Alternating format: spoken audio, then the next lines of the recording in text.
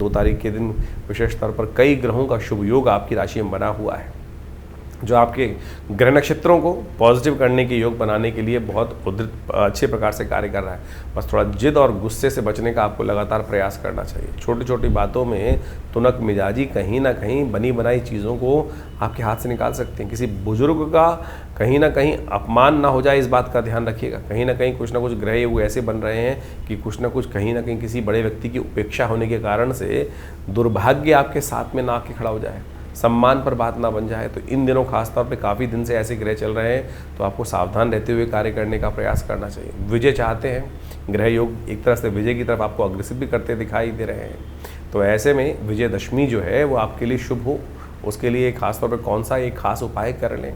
अपराजिता एक बहुत सुंदर पेड़ होता है, बेल की तरह चलता है और शंख के समान नीले रंग के उसमें पुष्प भी आते हैं और भगवती महालक्ष्मी का साक्षात उसमें स्वरूप माना जाता है। भगवान विष्णु के पूजन के लिए ये पुष्प सबसे श्रेष्ठ माने जाते हैं।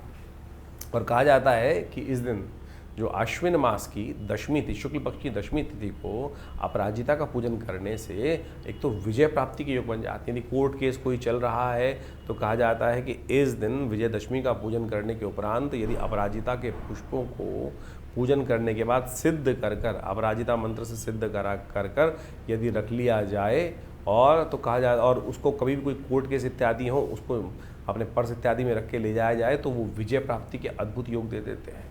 तो इस चीज़ को खास तौर पे उपयोग करना चाहिए। अपराजिता का पूजन इस दिन अवश्य करें।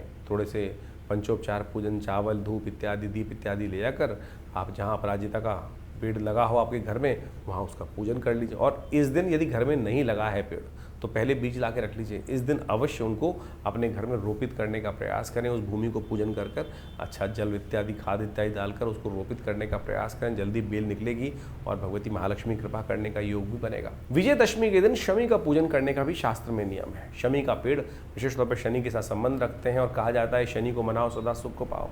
तो इस दिन विजयदशमी के दिन विशेष तौर पर शास्त्र में वर्णित है कि शमी के पेड़ को किसी देवस्थल में जाकर रोपित कर दें या उस पेड़ की किसी भी जगह में लगा हो तो उसका पूजन भी शास्त्र विधि के अनुसार से अवश्य करने का प्रयास करना चाहिए। शनि को कंट्रोल करने के लिए, शनि के नेगेटिव प्रभाव को दूर करने के लिए ये बड़ा सिद्ध उपाय शास्त्र में वर्णित है। कहा जाता है कि इस दिन पान के पत्ते में शमी के पत्तों को लपेट कर हनुमान जी को अर्पित कर देना चाहिए और उसके बाद अगले दिन उस पान को उठाकर आप यदि अपने तिजोरी वाली जगह पे या जहाँ घर में कहीं रख लेंगे तो कहा जाता है शनि इत्यादि के तमाम दोष दूर करने के लिए हनुमान जी कृपा से सुंदर योग बन जाता है।